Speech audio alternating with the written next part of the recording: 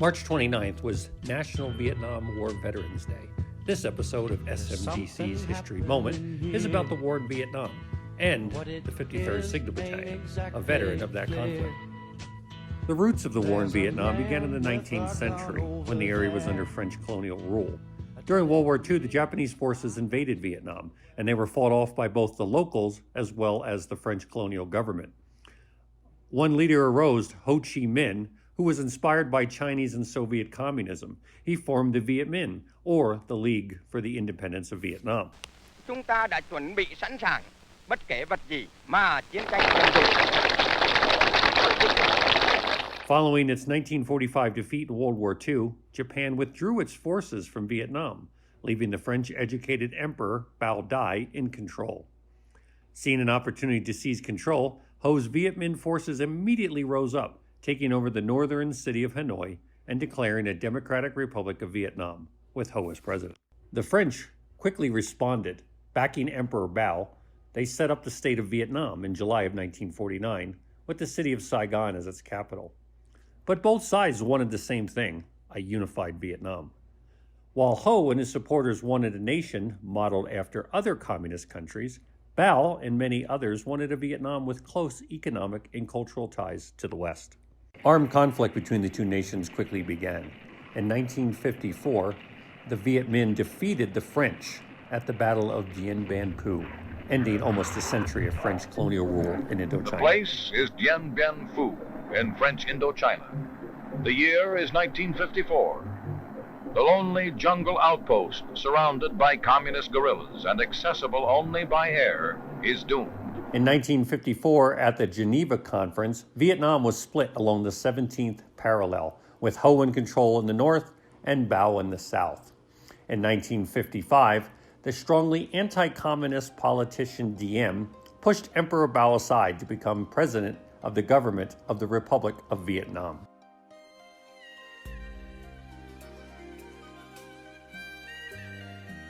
With a communist government in the north and a democratic government in the south, Cold War tensions intensified as the United States hardened its policies against any allies of the Soviet Union. In 1955, President Dwight D. Eisenhower pledged support to Diem and South Vietnam.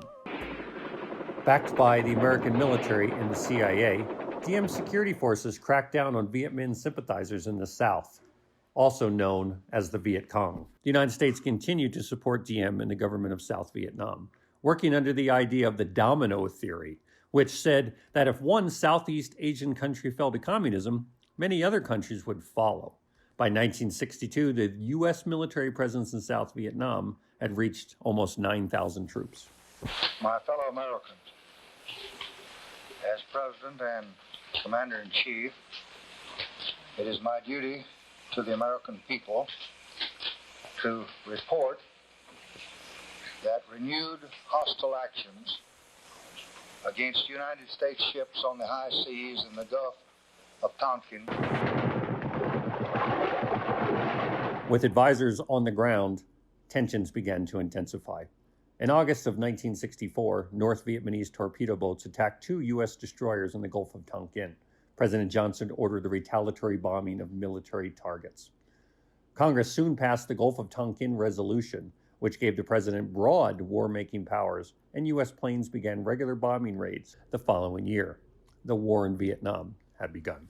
On March 8, 1965, under the direct order of President Johnson, some 3,500 Marines of the 9th Marine Expeditionary Brigade came ashore on the beach at Da Nang. These Marines were the first U.S. combat troops to enter the war. Their job was to secure Da Nang Air Base, from which many of the bombing raids on the north were launched. In March of 1965, President Johnson made the decision to send U.S. combat forces into battle in Vietnam. By June, 82,000 combat troops were stationed in the country, and military leaders were calling for 175,000 more by the end of the year to shore up the struggling South Vietnamese army.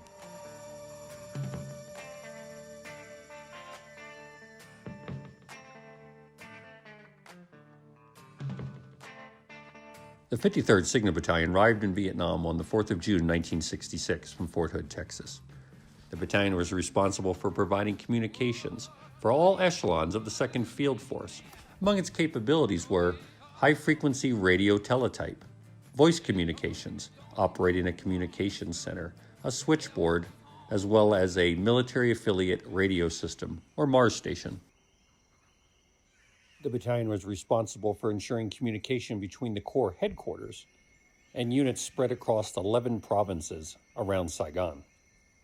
Former 53rd Signal Battalion soldier Bruce Henschel, a veteran of the war in Vietnam, talked to us about what it was like to be a Signal soldier during that time.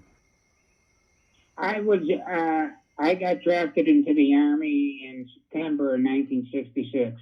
I went to basic training in Fort Campbell, Kentucky, and then from there I went to Fort Dix, New Jersey, where that was basically Morse code, and from there I went to Fort Gordon, Georgia, for my radio teletype training.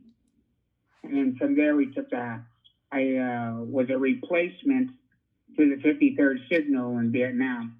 Henschel explains what his day was like while serving with the 53rd in Vietnam. We had a whole bunch of units attached that we had communication with, send stuff back and forth.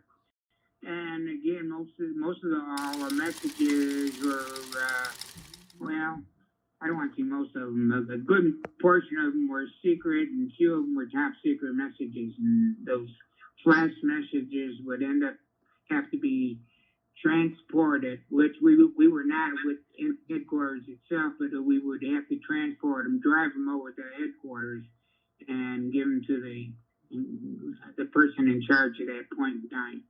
The job I had was probably, you couldn't have asked for anything better. I mean, yeah, it was in a bad situation where every once in a while you get shot at, but basically no, it was a good spot.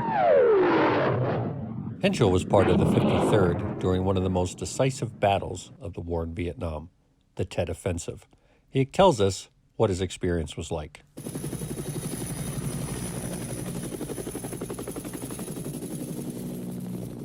It's Tet, the Oriental New Year, and it's a new war.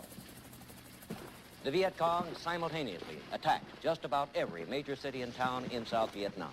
Now, for as far as Tet goes, if we go back just before Tet, there, of course, always is a ceasefire and a very, so everybody could party and go and have a good time.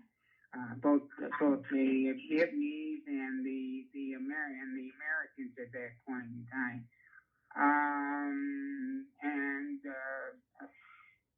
I was in a place they said in Long Bend, but the exact post was called the Plantation, and that's where the 53rd Signal Battalion was. We were right across from a place called Widow's Village, and about, let's say we started about a couple days before the 31st of January, we started getting communications as messages from people that troops that were going through the area that they spotted DC, they spotted NV-80, but they couldn't do anything about it. They just reported it, and everything was just left to go as it was.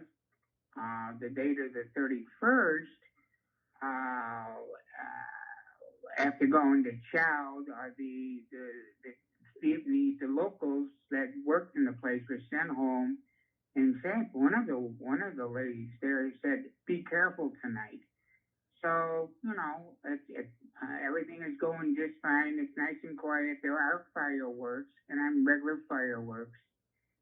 But at 3:30 in the morning, all of a sudden, all hell broke loose. We were getting small arms fires, we were getting mortar and all that good stuff. And that kept on for a few hours. But like I said, our houseboy turned out to be a DC, and he was killed in Saigon. It was not fun then. It was not fun for the little bit of combat that I saw was only about maybe about a week long total. So, but that was not fun. The Tet Offensive caught a lot of Americans by surprise. 1968 would be the costliest year of the war, with over 16,000 Americans killed.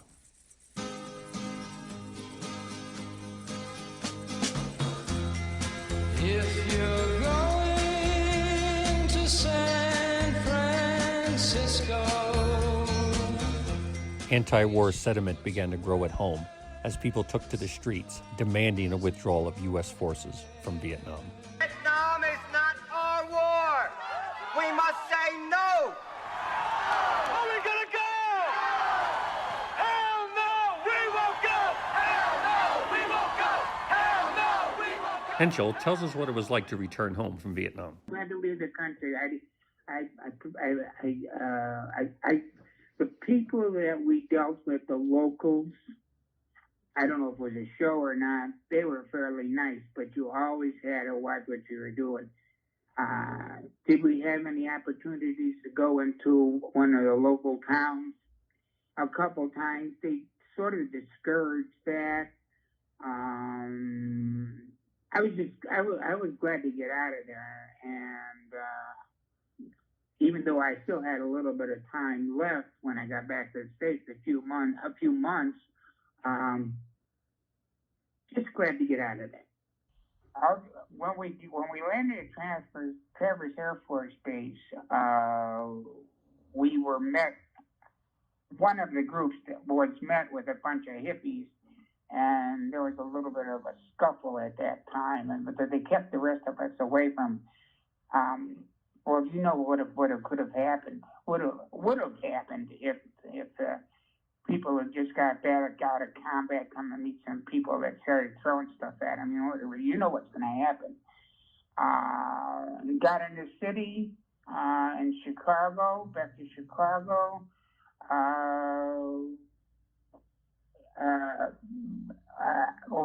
That's one experience I had. I was going over to my fiance's house, and at that time I didn't have a car. I took public transportation, a bus. Well, I got on a bus. It was a routed bus, and a bus usually is pretty. If there's noise spots, when I walked on a bus, the bus turned like a tomb. Not a word was said on that bus. People started looking at you and pointing at you because I had my uniform on, and not a word. So, and then at work, well, that was pretty good. So I stuck stuff together, and every once in a while there was a comment about, what did you do over in Nam and stuff like that. But for the most, it wasn't friendly at times. Henschel sums up his experiences in the Army and in Vietnam. My experience in the service, even though going through,